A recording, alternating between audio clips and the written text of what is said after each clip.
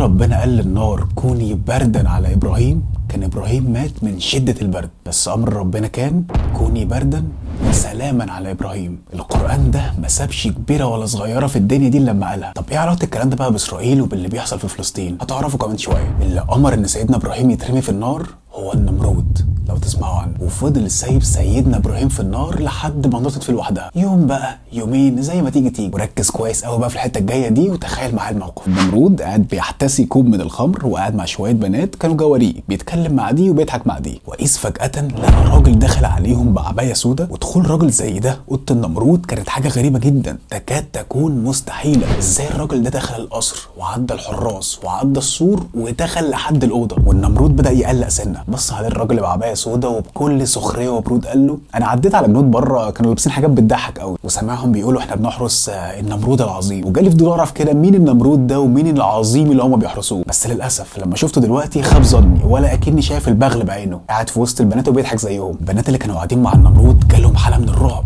مين الشخص ده وجايب الثقه دي منين وازاي مش خايف من النمرود؟ بص على النمرود وتعصب جدا وقام ماسك سيفه ورماه في قلبه وموته في لحظتها، وامر جنوده ياخدوا جثته ويدوها للاسود تاكلها عشان يبقى اتاكد 100% من موته. وما اكتفاش بكده بس، امر ان كل البنات اللي كانوا قاعدين معاه يتقتلوا هم كمان عشان شافوه هو بيتهزق وخايف يطلعوا يقولوا اهل القريه على اللي هم شافوه. بعد ما امر بكده ساب الحراس ودخل على اوضته، وسمع صوت من ورا الباب واحد بيقول له ما كنتش فاكر ان ليك اسم يا نمرود. اتلفت لقى نفس الراجل اللي رمى السيف في قلبه والاسود كلته واقف قدامه حي يرزق، ما اتلمس منه شعره. اترعب النمرود واتاكد فعلا انه مش واقف قدام شخص عادي، وقال له انت عايز مني ايه وانت مين اصلا؟ وتحول الشخص اللي كان واقف بيتكلم معاه لصورته الحقيقيه، لكائن شكله وحش جدا. ورد عليه الكائن ده وقال له انا ابليس وجاي لك بعرض عمرك ما هترفضه، هديك قوتي الخاصه واخليك تحكم العالم باكمله. وساعتها بدون تفكير النمرود وافق على العرض لانه شايف قدرات الكائن اللي قدامه ده بعينيه. رد عليه ابليس قال له بس الحكايه مش سهله قوي كده، ومش هديك حاجه من قدراتي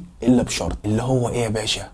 انك تسجد ليه. ودي كانت اول لقطه في التاريخ ان بني ادم يسجد لابليس. قال له النمرود قوي قوي مفيش اي مشكله، وبقى اول عابد للشيطان في التاريخ. وبداوا يضغوا في الارض ويقتلوا في الناس، وبقى الظلم والقتل والاحتلال في كل مكان. وخد بالك من الاحتلال دي. وساعتها النمرود بقى الحاكم للكره الارضيه باكملها، فضل يحكمها 400 سنة. وجي في يوم وهو نايم حلم انه كان راكب على حصان اسود وبيحارب شخص، فجأة الشخص اللي قدامه ده اتحول لكوكب وغطى ضوء الشمس. صحي من النوم وجمع مفسرين البلد كلها عشان يفسروا الحلم ده، وقالوا للمفسرين ان في ولد هيتولد الايام الجايه دي هيكون سبب في سقوط عرشك وهلاكك. خاف جدا طبعا وامر جنوده انهم ينزلوا يدخلوا كل بيت في الارض ويقتلوا اي طفل صغير، وينبه على الناس ان مفيش اي حد يخلف الفتره الجايه دي بالذات. مش بتفكرك بحاجه القصه دي زي قصه موسى وفرعون؟ بس موسى كان هياخد عرش فرعون، انما في القصه دي هو هيسقط النمرود من على عرشه.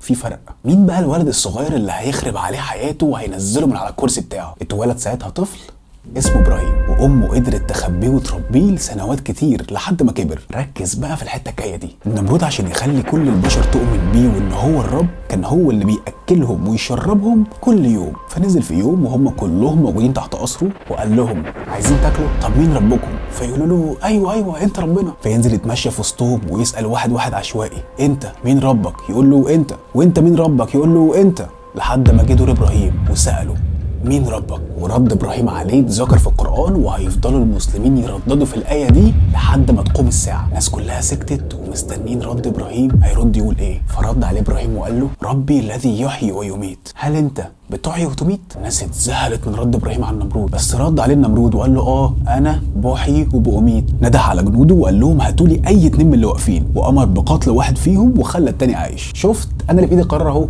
انا اللي اقول مين يعيش ومين يموت. قال له طيب فان الله ياتي بالشمس من المشرق فأتي بها من المغرب، يلا يا حلو ورينا تعملها ازاي. فبهت الذي كفر. الناس هنا اتصدمت والنمرود اتلج ومبقاش عارف يقول له ايه قصاد الناس دي كلها. والنمرود ما كانش عايز يقتله عشان لو قتله في الموقف ده هيبان قد ايه هو ضعيف قدام الناس دي كلها. قال له طيب بعدين هرد عليك، وسابه ودخل القصر. دخل اوضته وقعد يفكر مين الواد ده وازاي احرجني قدام الناس دي كلها. بدأ ساعتها بعض من الناس يؤمنوا بربنا ويصدقوا ابراهيم، بس في السر علشان النمرود ما يقتلهمش. وفي الوقت ده من الزمن كانت في ناس بتعبد الاصنام، والنمرود امر جنوده انهم يبنوا له صنم كبير اكبر من كل الاصنام اللي كانت موجوده علشان الناس تعبده. وجه في يوم النمرود كان عامل حفله كبيره جدا قدام القصر، ومفيش حد ما اتعزمش، كله راح ما عدا ابراهيم. استغل ابراهيم ان مفيش حد شايفه، واخد فاس وكسر كل الاصنام اللي كانت موجوده، خلاهم فتافيت ما عدا اكبر صنم فيهم اللي انت عرفت بتاع مين، وراح علق الفاس على اكبر صنم فيهم ومشي. رجعوا الناس من الحفله لقوا كل الاصنام متكسره،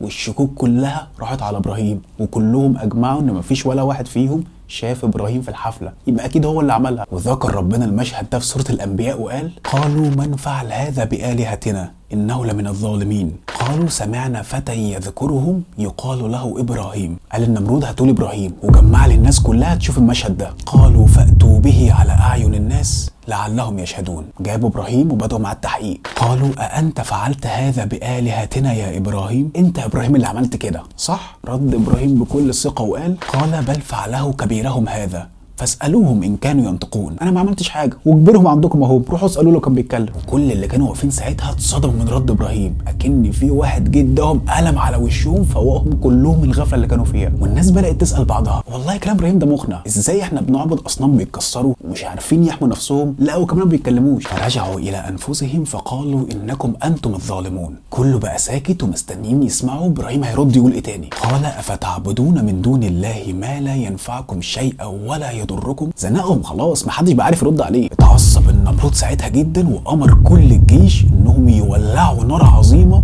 ودي كانت من اعظم النيران اللي شافتها الارض، لدرجه انك تقدر تشوفها لو انت واقف بره المدينه، وبمجرد بس ما تقرب منها هتتحرق من شده حرارتها. فعشان يعرفوا يرموا في النار صنعوا حاجه اسمها المنجنيق. وخلص النمرود من ابراهيم اللي كان عامل له خرم في دماغه ومقلل هيبته قدام الناس. وامر ربنا ساعتها النار وقال لها: كوني بردا وسلاما على ابراهيم، واختصها بس على ابراهيم، والا كان زمان دلوقتي النار دي بالنسبه لنا زي الميه مفيش منها اي ضرر. وفضلت النار مشتعله مده طويله، ما هي مش هتطفي في يوم وليله. بس بعد ما اتطفت راحت الجنود عشان تشيل الرماد، ويلاقوا سيدنا ابراهيم قاعد ولا كأن كان في اي حاجه حصلت، ولا كأن كان في نار ولا اي حاجه، طالع صاغ سليم ما تمسش منه شعره. لا ساعتها بقى بعض من الناس بدات تؤمن بجد برب ابراهيم، عشان عمالين بيشوفوا معجزات كل شويه قدام عينيهم، محدش بقى عنده حجه. نمرود لما شاف المنظر ده قدام عينه راح للشيطان متعصب جدا وقال له: انت مش قلت لي انك هتساعدني اقضي على ابراهيم وعلى اله ابراهيم؟ ابراهيم ده اقوى مني ومنك، وانت مالكش اي 60 لازمه. الشيطان نفسه مبقاش عنده حاجه يقولها له. في الوقت ده ربنا بعت للنمرود ملك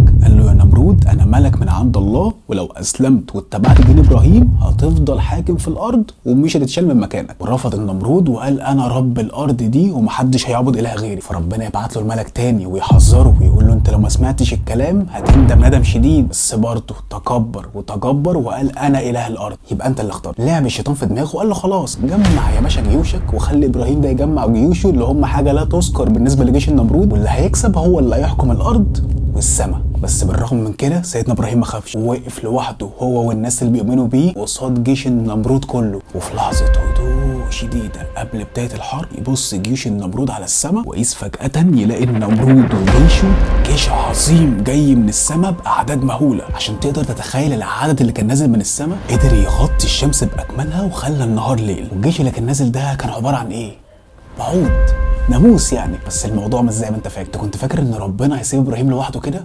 هيسيب اللي بيقول لا اله الا الله؟ الناموس نزل مسح جيش النمرود، قتلهم وبقى بيشرب من دمهم، وما خلاش اي حد عايش غير النمرود. ربنا بعت له ناموسه دخلت في مناخيره لحد ما طلعت جوه دماغه، وفي اقاويل تانية انها دخلت من ودانه لحد دماغه، وفضلت عايشه في راسه 400 سنة. مش هو فضل حاكم الارض 400 سنة؟ ربنا عاقبه ب 400 سنة زيهم من العذاب. ما كانش بيهدى لما يصرخ بصوت عالي ويمسك الشبشب يضرب نفسه بيه على دماغه عشان الناموسة تسكت. وخليك متأكد ربنا مش هيعذب حد ولا هيعاقبه الا لما يحذره من الغلط ده كذا مرة وبكذا طريقة. فضل يضرب في نفسه 400 سنة عذاب مهين لحد ما ربنا اهلكه ومات النمرود من حتة ناموسة. ايه علاقة الكلام ده بقى بإسرائيل وفلسطين؟ ربنا أعز المسلمين بالإسلام، ودايما في معظم قصص القرآن إن القوم الكافرين بيكونوا أكتر واقوى من القوم المسلمين، وبقدره قادر المسلمين هم اللي بيكسبوا بقله عددهم. اللي عايز اوصله لك من الكلام ده اننا شايفين اللي ما يتسموش اقوى مننا ومعاهم سلاح اكتر مننا، ودوله من اقوى دول العالم في الجيش واقفه في صفهم، فاحنا لو حسبناها بالمنطق اكيد هنخسر قدامهم. بس تفتكر لو كان سيدنا ابراهيم خاف وقال لا انا مش هدخل الحرب دي، هم عددهم اكتر مني واقوى مني وانا مش قدهم، كان ربنا برضه هيبعت له جيش من البعوض يحارب معاه؟